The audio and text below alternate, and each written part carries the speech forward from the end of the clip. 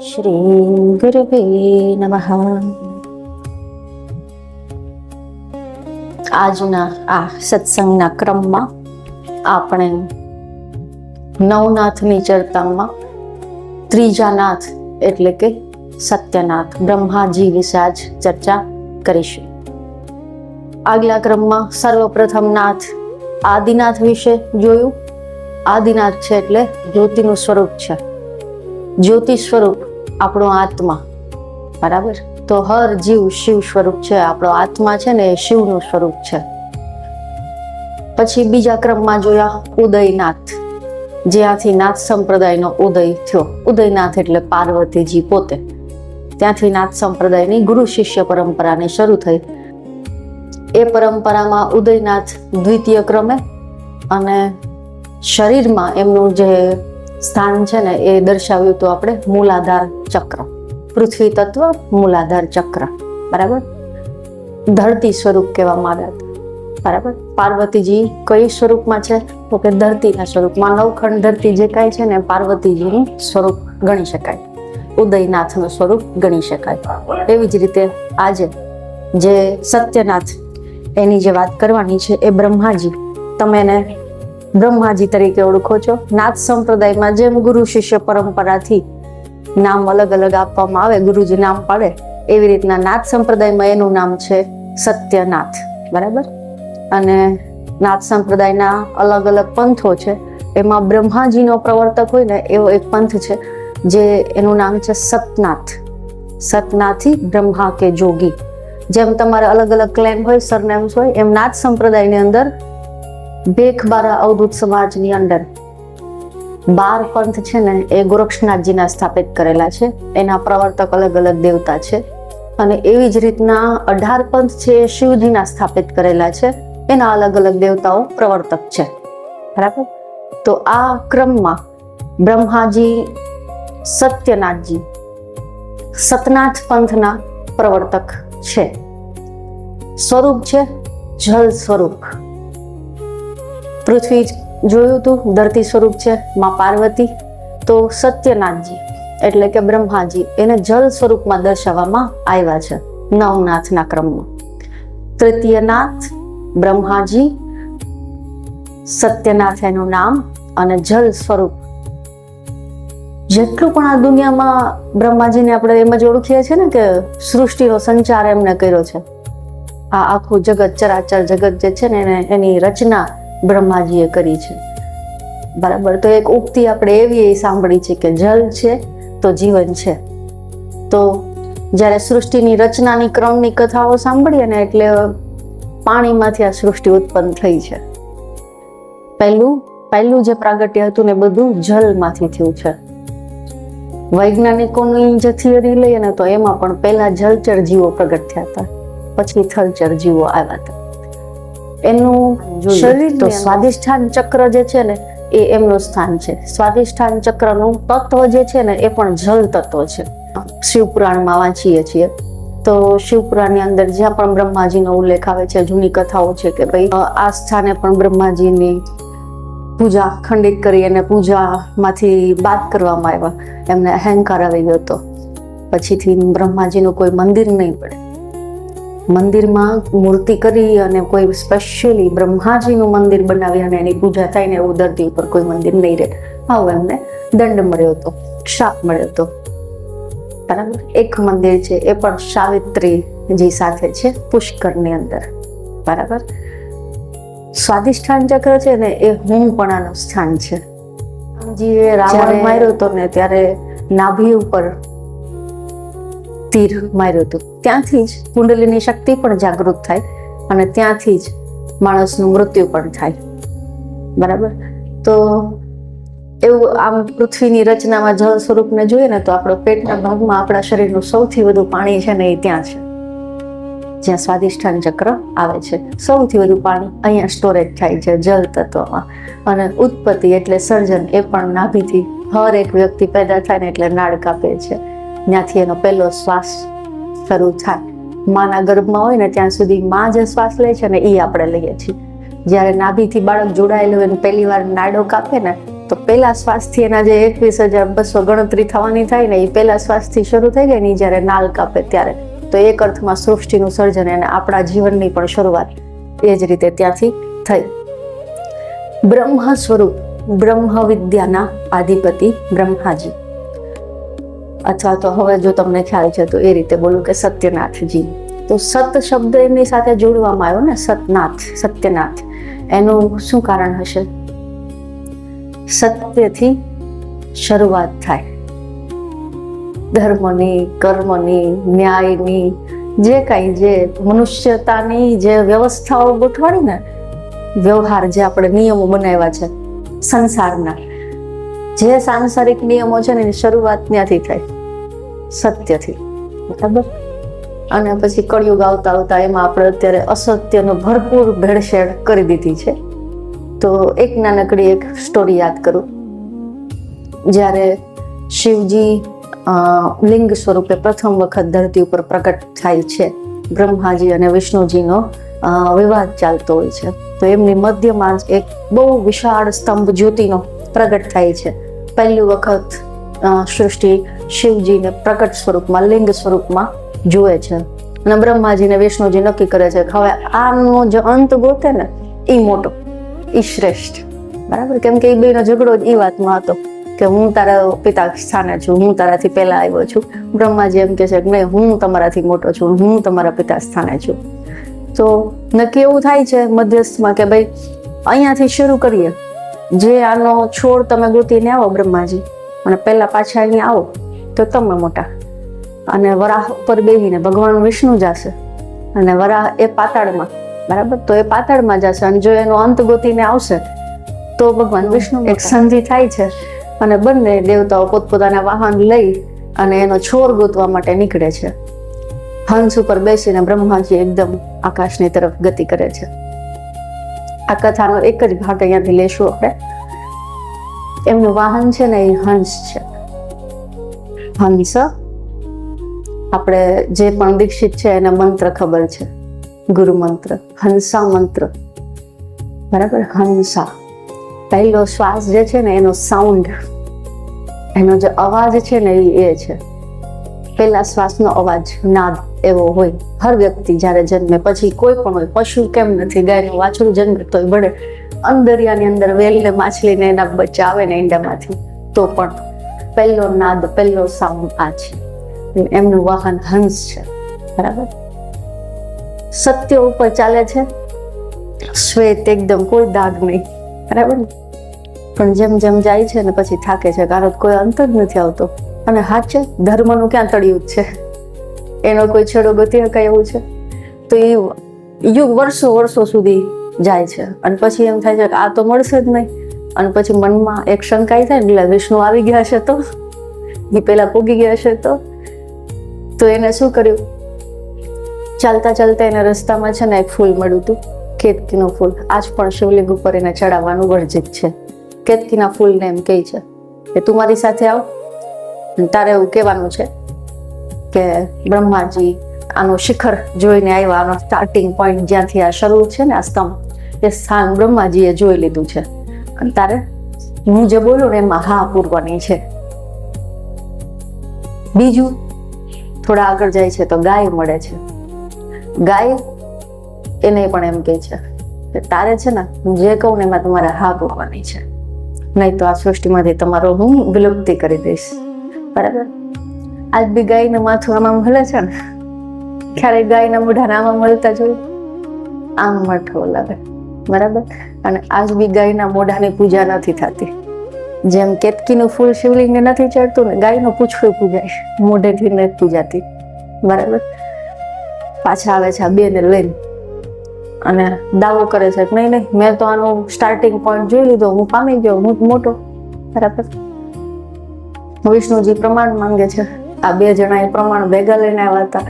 આજ બી અદાલતમાં જાઓ ને તો બે જણા સાક્ષી લ્યો છો ને, દસ્તાવેજ કરાવો કે કાંઈ પણ સાચું ખોટું જે કરો, બે જણા સાક્ષી લ્યો જ છો ને. તો એની શરૂઆત ત્યાં બ્રહ્માજીએ કરી હતી. પહેલું અસત્ય ત્યાંથી બોલાવાનું હતું. સત્યની સાથે અસત્ય ભળવાનું સ્ટાર્ટ, નતર ખોટું જગતમાં કાંઈ હતું જ નહીં. બરાબર. ત્યાંથી શરૂ થયું. અને એને ત્યારે દંડ મળ્યો છે કે બ્રહ્માજીનું કોઈ મંદિર નથી, બરાબર, અને કેતકીના ફૂલની પૂજામાં ઉપયોગ નથી, ગાયનો ચહેરો પૂજાતો નથી. આ દંડ શિવજીએ ત્યારે જ આપ્યો હતો. એ શું દર્શાવવા માટે? કે અસત્ય ગમે એટલું સક્ષમ હોય, અંત સમય સુધી ચાલશે નહીં. વિવાદ વર્ષો સુધી હાલ્યો હતો વિષ્ણુ અને બ્રહ્માજીનો. છેલ્લે શિવજી પ્રગટ થાય છે, પોતાનો પરિચય આપે છે અને આ દંડ ઘોષિત કરે છે બ્રહ્માજી માટે, બરાબર. તો સત્યની સાથે અસત્ય ભળતું ગયું. આજ આપણે કળિયુગમાં આવી ગયા. થોડું દ્વાપર યુગમાં, થોડું ત્રેતા યુગમાં, એમ મળતા બધું મિક્સ થતા આજ હવે સત્ય ભાગે જ ક્યાંક ગોત્યું મળશે, અસત્ય ભરમાર રૂપમાં જોવા મળે છે, કેમ કે કલિકાલ આવ્યો. અને એ જ સમયે પૃથ્વીનો નાશ પણ નક્કી થયો. જેમ બાળક પહેલો શ્વાસ લે જન્મે અને એમ ક્યારેક છેલ્લો શ્વાસ લેશે ને, અંત તો છે જ. કોણે સર્જન કર્યું હતું? બ્રહ્માજીએ. તો અંતનું નિર્માણ કોને કર્યું? બ્રહ્માજીએ. જેને જન્મ આપ્યો ને એ જ મૃત્યુ નક્કી કરે. જેને આ બનાવ્યું છે ને એ જ નાશ થવાનું પણ એને જ વ્યવસ્થા કરી દીધી. આપણે આમ જોયું ને તો એમ લાગે એટલે બ્રહ્માજી તો ખોટું બોલ્યા હતા, કેમ કે બ્રહ્માજીનું આમ પુરાણોમાં જેમ બધું કેરેક્ટર વાંચે ને એટલે આપણને એમ થાય એને તો આવું કર્યું, પણ એની પાછળ શું કારણ હતું? જો અસત્ય હોત જ નહીં તો આ દુનિયા ક્યારેય નાશ પામી શકત? તો આનો વિનાશ થઈ શકે? ન થઈ શકે. તો અસત્ય પણ જરૂરી હતું અને એના શુદ્ધ સ્વરૂપમાં ભગવાન કૃષ્ણ બતાવવામાં આવ્યા છે. રામ ક્યારેય ખોટું નથી બોલ્યા. એ તો વચન માટે એમ કે પ્રાણ જાય તો પર વચન ન જાય, બોલેલા શબ્દો ઉપરથી ફરવું ને. કૃષ્ણ ભગવાન કેટલી વાર ફરી ગયા. એને એ સમજાવ્યું છે કે જડતા નહીં. કોઈ એવી સ્થિતિમાં છો કે તમારા ખોટું બોલવાથી કોઈનો જીવ બચે છે તો બોલવું, બરાબર. કયા ભાવથી બોલવામાં આવ્યું છે ને એ પ્રમાણે એનું ફળ મળશે, એ કૃષ્ણ ભગવાને આવીને શીખડાયું છે. તો અસત્ય જરૂરી હશે ને તો જ એનું નિર્માણ થયું. અને આ દ્વૈતથી જગત બને છે. સુખ દુઃખ, સારું ખરાબ, મારું પારકું, આ ઊંચા આ નીચું, આ બધું છે ને એ સંસાર છે. તો જેને સંસાર બનાવ્યો એટલે કે બ્રહ્માજી, જેને બનાવ્યો છે ને એને જ નાશ પણ નિશ્ચિત કર્યો અને અસત્ય ભેળું. પંથ સતનાથ છે, જે સત્ય ઉપર ચાલી શકે ને એને. અને કઠિન છે. જો રાજા હરિશ્ચંદ્રને એટલી કષ્ટી પડી હશે ને કે ખુદ રાજા એના નગરમાં વહેંચાવા માટે હતા, ખરીદવા માટે કોઈ કસાઈથી વિશેષ કોઈ મળ્યું નહીં, બરાબર. તો સારા માણસો હશે તો એ જમાનામાં સારા માણસો મૌન હતા. આજ બી સમાજને નુકસાન થાય છે ને સારા માણસોના મૌનથી થાય છે. દુર્યોધન પાસે તાકાત નથી. જો એને કર્ણ અને શકુનીનો સપોર્ટ ન હોય તો એ કાંઈ ન કરે, એ ચૂપચાપ બેસી જાય. એને ખબર હોય કે આપણે કઈ પૂગી ન હકી, બરાબર.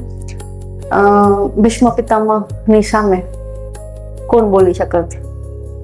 પણ એ સારા માણસ છે ને મૌન રહી ગયા, નિયમોને આધીન, એટલે એ પણ નડ્યું. તો સારા માણસોએ બીજાને સારું કરવા માટે, બીજાને બચાવવા માટે ખોટું બોલવું તો બોલી લેવાય, જો સમાજનું કલ્યાણ થતું હોય તો. ભીષ્મ પિતામહ એક વચન તોડ્યું હોત તો દુનિયાનું ભલું જ થઈ ગયું હોત ને, બરાબર. તો આપણે ઘણી એવી પરિસ્થિતિમાં હોય.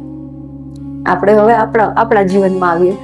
કેવી એવી સ્થિતિ છે જ્યાં તમને ખબર છે કે આ સાચું છે, આ કરાય છે, તમને અંદરથી થાય કે નહીં આમ જ હોય, આ ખોટી વાત છે, આમાં હું એગ્રી નથી, પણ તમે બોલી શકો?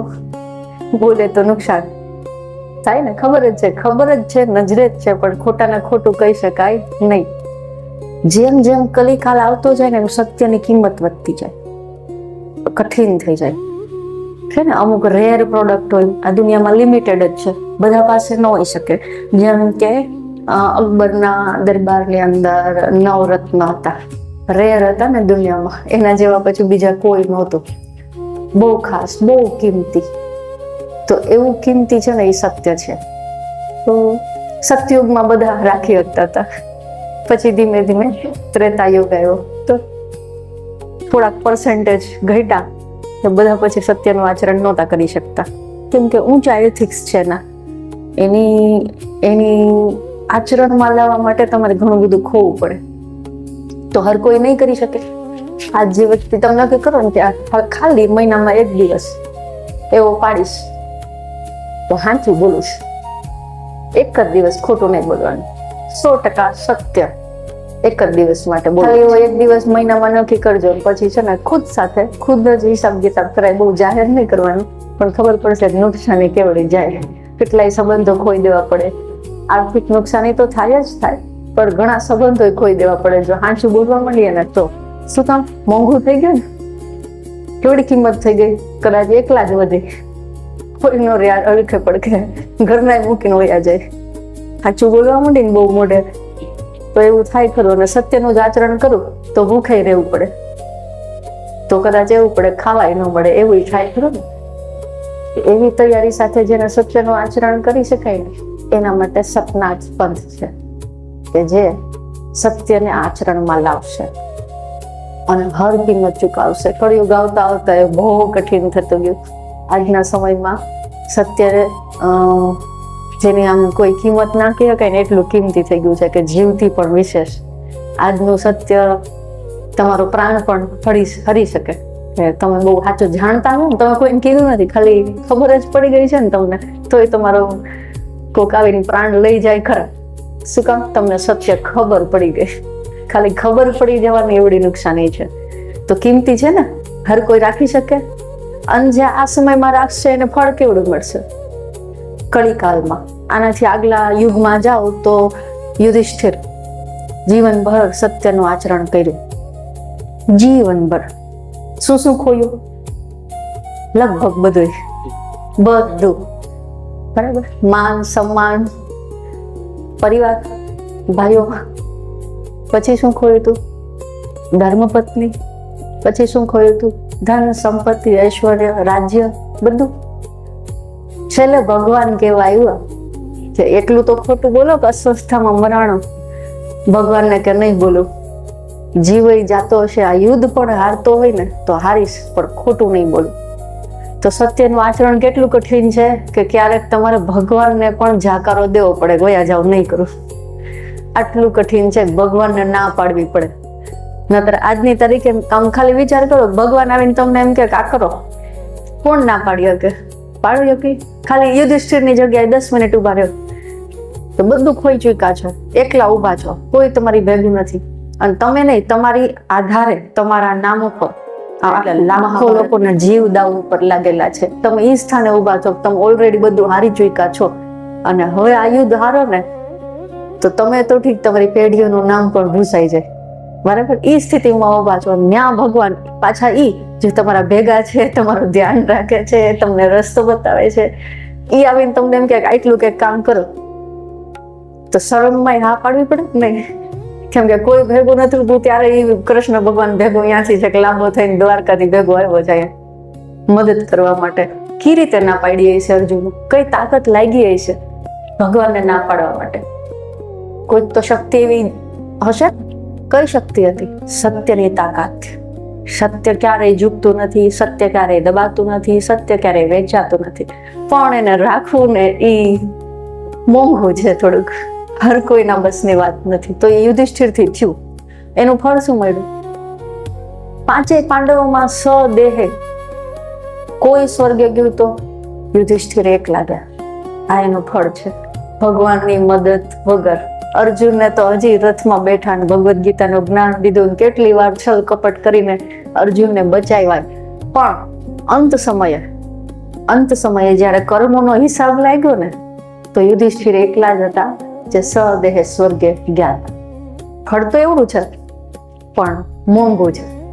કે ને રોલ્સ રોયસ ગાડી હર કોઈ નો રાખી શકે. પછી તમે બીજી બ્રાન્ડેડ દુનિયાભરની ગાડી છે રાખી શકો, પણ રોલ્સ રોયસ ઘરે બધાને ઘર નો આવી શકે. એવી રીતનું સત્યનું આચરણ એવું કઠિન છે અને એટલે જ એનું ફળ પણ એવડું છે. નાની એમથી એક વાર્તા છે. ચોરને એકદમ થયું કે આપણા ગુરુ તો હોવા જોઈએ, ગુરુ વગર નુગરા કહેવાય. બરાબર. તો ચોર ગોતતા ગોતતા એની સાધુને ઝૂંપડીએ પોગી ગયા રાતે, કેમ કે એનું કામકાજ બધું રાતે જ હોય. રાતે એને મહાત્માને ઉઠાડ્યા, ઉઠો મારે ગુરુ કરવા. બરાબર. એટલે કે અત્યારે ન હોય તો કે નહીં, દીના હું ન આવી શકું તો મને પકડી જાય, હું રાતે જ આવી શકું, અત્યારે જ ગુરુ થવું પડે. એટલે મહાત્માએ કીધું શું કરો, કોણ, ક્યાંથી, પરિચય તો માંગે. એને સાચો પરિચય આપ્યો. અચ્છા, એક નિયમ કંઠી પહેરો ને એટલે કઈક નિયમ હોય ને, એક નિયમ તારે પાડવાનો, બીજું તારથી કઈ ના થઈ શકે. એને કીધું હું રોજ નાઈ ન શકું, હું કઈ રોજ કપડા બદલાવું, નવા કપડા પહેરું, પૂજા પાઠ કરું, માળા કરું, એ કઈ હું ન કરી શકું, મારો ધંધો જેવો છે, કઈ થાય નહીં.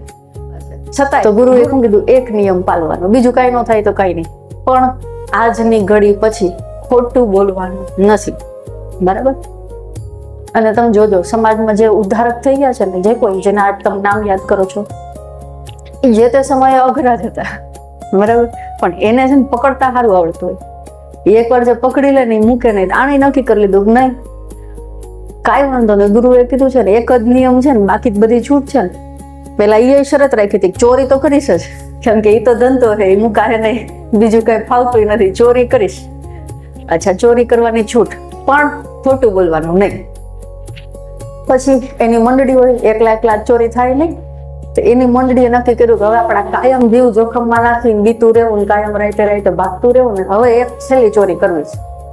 એવી ચોરી કરવી છે કે આપણી હાથ પેઢી બેઠા બેઠા ખાય ને તો પછી બીજી વાર ક્યાંય આવો જીવ જોખમમાં નાખવો પડે ને એવું કામ જ નહીં. એક ચોરી કરવી છેલ્લી. ક્યાં? તો કે રાજાને. એક જ વારમાં આપણે કાયમનું સુખ.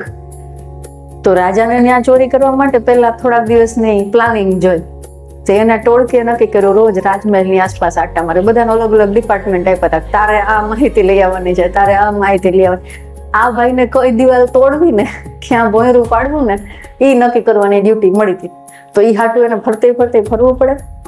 હવે એક દિવસ એને સિપાહી રોજ જોવે, હા અહીંયા આટા મારે છે, અંદર આવતો નથી, કામ કાંઈ પૂછતો નથી, અને રોજ અહીંયા આટા મારે એના ચારેય નજરો કરીને પછી વયો જાય છે. તે એક દી સિપાહીએ બોલાવ્યું, અહીંયા શું કરે છે રોજ? હું અહીંયા આટા મારીશ. તો કે નહીં બસ અમારે સાચું બોલવાનું ને પાછું, નહીં બસ અમારે ચોરી કરવાની છે, તો રોજ જોવા આવું છું આ દિવાલ. તો સિપાહીને એમ થયું કોઈ ચોરી કરવી કઈ કઈ થોડા જાય કે અમે ચોરી કરવાના છીએ. તો એને ધ્યાનમાં જ ન લીધું, કેમ કે એવું કોને માનવામાં આવે ચોર હોય ચોરી કરવાની અગાઉ તમને કહી દે હું તો ચોરી કરીશ. બરાબર? એટલે એને એ જાતું કરી દીધું કે એને ધ્યાન જ ન દીધું કે હશે આ તો ગાંડો લાગે છે. થોડાક દિવસ થયા તો ચોરી થઈ. પછી ઓલા સિપાહીને યાદ આવ્યું કે આ એક મળ્યો તો, હવે વાત મારે રાજાને કેવી પડે ખરી. એને જઈને રાજાને કાને આ વાત મૂકી કે આ ભાઈ આપણા જ ગામનો અહીંયા આટા મારતો હતો, એમ કહેતો હતો કે અમારે ચોરી કરવાની છે, અને જે બાજુ આટા મારતો હતો ત્યાં જ ગાબડું પડ્યું, ત્યાંથી જ ચોર અંદર ઘૂસ્યા છે. એને પકડીને લાવવામાં આવ્યો, કેમ કે એનો ચહેરો તો એ સિપાહી ઓળખતો હતો. એને રાત દરબારમાં ઉભો રાખ્યો. એને થયું કે હવે પૂરું, આ પહેલી છેલ્લું જે કરતા હતા ને હવે આ જીવનનું જ છેલ્લું કામ થઈ ગયું. રાજાએ પૂછ્યું તે આ ચોરી કરી છે? ગુરુજીએ કીધું તું ખોટું ન બોલાય. તો એને કીધું હા. તો કે કેવી રીતે કરી? તો એને બધું કહી દીધું, મારી ડ્યુટી આ હતી, મારા ભાઈબંધો આટલી, મારી ટોળકી, એમાંથી તમારા એટલા માણસો ભરેલા હતા. અંદરનો એ સપોર્ટ તો જોઈએ ને, તમારા મંત્રીમાંથી તમારા સિપાહી, આ બધા એટલા લોકો અમારી યાર ભાગીદારીમાં છે. તો રાજાને થયું એક ચોર ચોરી કરવાનું કામ કરે છે, પણ એના કામ પ્રત્યે એને કેવડી નિષ્ઠા છે, ચોરી કરીને સાચું બોલી જીગર જોઈએ ને, નતર તરત ફાંસીની સજા જ હોય ને, બીજું તો કઈ આવે નહીં. તો રાજાના અંદર એક વિચાર આવ્યો કે ચોર ચોરી કરે છે અને છતાંય આટલો નિષ્ઠાવાન છે, અને તો કંઈક એને જીવનમાં કાંઈ નહીં હોય ત્યારે કરતો હશે ને, કંઈક અગવડતા હશે, ભૂખના લીધે કરતો હશે. મારા સિપાહીઓ, મારા મંત્રી સંત્રી બધી રીતે સુખી, બધું એને આપું, અને તોય આ ચોરીમાં એને સાથ દીધો. એની વફાદારી તો મારા તરફ હોવી જોઈએ ને, એની નિષ્ઠા નથી. નિષ્ઠા તો આ ચોરમાં જાજી છે. મંત્રીઓને હટાવ્યા, એને સજા દીધી ને આને એનો સેનાપતિ બનાવ્યો. શું શીખા? સત્ય. સત્યનું આચરણ બધું આપી શકે, પણ હા પેલા તમારી પાસેથી બધું લઈ લે. રાજાને સામે ફાંસી સુધી તો પૂગી જાઓ.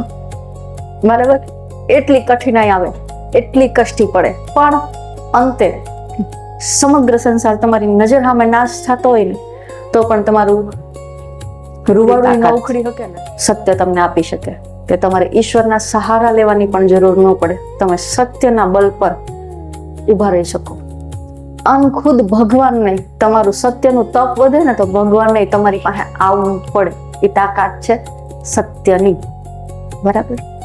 હવે પાછા આવીશું જલ તત્વ ઉપર. બ્રહ્માજીનું તત્વ છે જલ તત્વ. બ્રહ્માજીનું સ્વરૂપ છે જલ સ્વરૂપ. જેટલું આ સચરાચરમાં પાણી દેખાય છે ને, એ બ્રહ્માજીનું પ્રતીક છે. જેટલું પણ શરીરમાં લિક્વિડ છે ને એ પણ બ્રહ્માજીનું પ્રતીક છે. પાણીની અંદર ઊંડાઈ કેટલી છે એ એમને દૂરથી જોઈને ખબર પડે નહીં, બરાબર? અંદર શું શું છે, રત્ન છે કે પાણા પડ્યા છે એ ખબર પડે નહીં.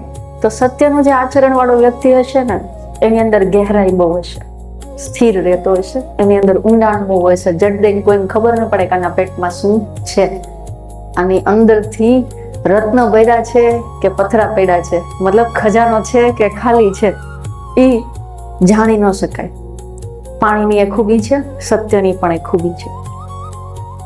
જે શીલ રહ્યા છે ને જેટલા પણ શાસ્ત્રોમાં, એ શીલમાંથી એક શીલ છે સાચું બોલવું. સાચું બોલવા વાળા વ્યક્તિની જીભે છે ને એક આમ દેશી ભાષામાં કે જીભે સરસ્વતી બેસે. સરસ્વતી કોના ઘરવાળા છે? બ્રહ્માજીના ઘરવાળા છે ને. પણ તમારી વાણી છે ને એ જો સત્ય બોલતી હોય ને તો એની એક તાકાત છે કે એ અવાજની સામે બીજો કોઈ અવાજ જડ દઈને ઉઠી શકે નહીં. સ્થિર હોય, શાંત હોય, ધીમો હોય છતાંય. કેમ કે એની અંદર ગહેરાઈ બહુ છે, એની અંદર ઊંડાઈ બહુ છે, એટલે એનો વજન પડે. બહુ ખોટું બોલતા હોય ને જે લોકો, એ જયારે સાચું બોલે ને એની વાતનો વજન નથી. એ સાચું જ કહેતો હોય ને, એક વાર નહીં 1,00,000 વાર બોલે ને તો એનું કોઈ માને નહીં. શું કામ? વાણીનો વજન વયો ગયો, શબ્દો રહી ગયા કોરા કોરા. એની અંદરથી આત્મા, એની અંદરથી ચેતના એ વહી ગઈ, ખોખલા થઈ ગયા. હવે શબ્દો, જે શબ્દ વારંવાર રિપીટ થાય ને એ એટલા ખોખલા થઈ ગયા. એને હવે સારા કરવા હોય તો અત્યાર સુધીમાં તો આપણે જેવડું જીવન જીવી નાખ્યું તો ખોખલી થઈ ગઈ. અત્યાર સુધીમાં ખોટું એ ઘણું બોલ્યા આવીશું, બરાબર?